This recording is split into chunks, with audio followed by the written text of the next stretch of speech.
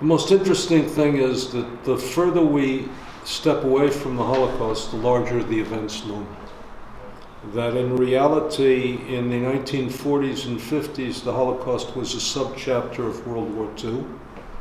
In the 1970s, we began to understand that this was a unique event. And in the 1980s, 1990s, and 2000s, the Holocaust has come to become a central event of 20th century humanity. In my work, I call it the negative absolute. We don't know what's good, we don't know what's bad, but we do know that the Holocaust was absolutely evil. And now I'm going to say something that's a bit more controversial. I wish the Holocaust were irrelevant, because I wish we lived in a world in which genocide did not rear its ugly head, in which hatred and anti-Semitism and racism was not a characteristic of our time.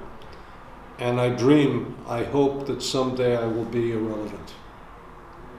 That someday people will regard me as a relic of an ancient past when people hated each other, rather than the contemporary world in which people got along with each other and in which we understood the variety and the diversity of ethnic backgrounds only enhance our common humanity.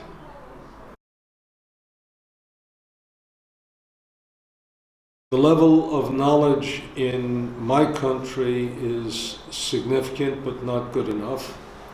Part of what happens in America is the Holocaust has become part of the cultural landscape. It's represented in museums, it's represented in films, it's represented in television programs, it's represented in the school systems, and there's a general level of knowledge regarding the Holocaust, though of course we would like to see it deeper and more profound and better rooted in the general population.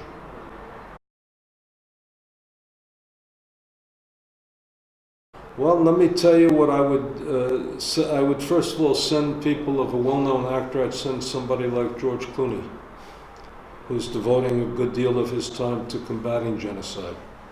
I would send, like the New York Times reporter and columnist Nicholas Kristof, who has spent a good deal of time fighting genocide and fighting racism in Africa.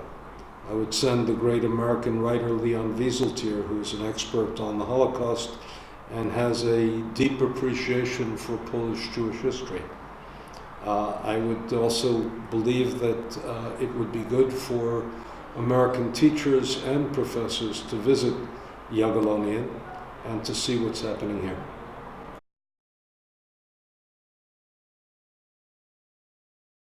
Let me put it to you this way, that I come back here for each of the past 13 years because I think this is a significant center of study.